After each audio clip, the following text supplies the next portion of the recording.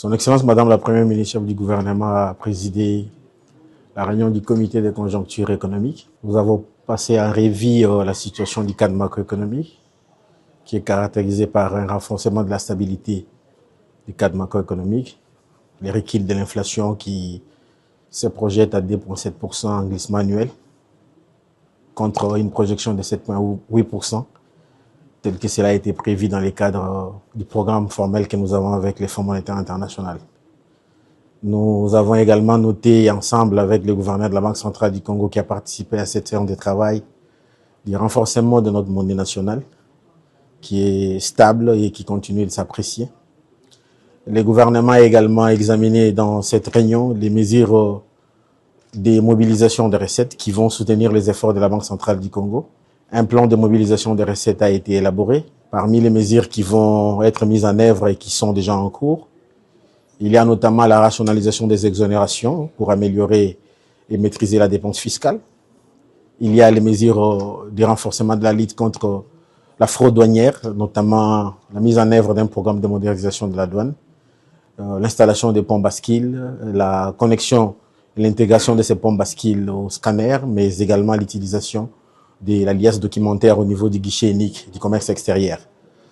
Il y a également d'autres mesures dont l'ajustement dans la loi de finances qui sera examiné au niveau de notre Parlement,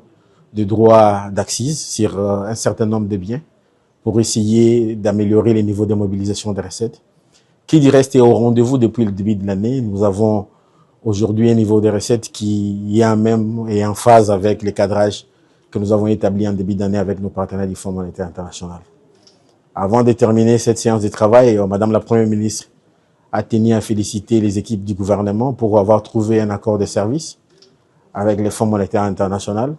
à l'issue de des semaines de travaux intensifs qui ont découlé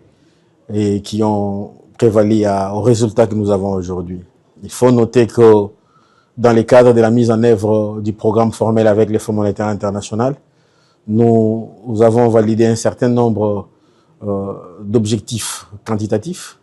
à fin juin, dont notamment la situation du solde budgétaire intérieur qui a été respectée, mais également les niveaux d'accumulation des devises pour le renforcement des réserves d'échange. Les différentes réformes des finances publiques sont en train d'évoluer telles que nous l'avons convenu avec nos partenaires. Je cite notamment la réforme sur la facture normalisée avec la mise en œuvre de ces dispositifs électroniques fiscaux qui vont être installés et opérationnels dans notre pays l'année prochaine. Lesquels dispositifs vont améliorer les rendements de la TVA, dont vous êtes sans nul doute ignoré que c'est l'un des plus grands impôts dans beaucoup de pays, mais qui chez nous a été relégué au 2e ou 3e poste. Et nous voulons que cet impôt puisse reprendre de la place comme dans tous les autres pays. Nous profitons de cette occasion pour sensibiliser les acteurs des organisations fêtières pour adhérer à cette réforme qui va améliorer les rendements de cet impôt et donner à notre gouvernement les moyens pour financer les priorités du gouvernement.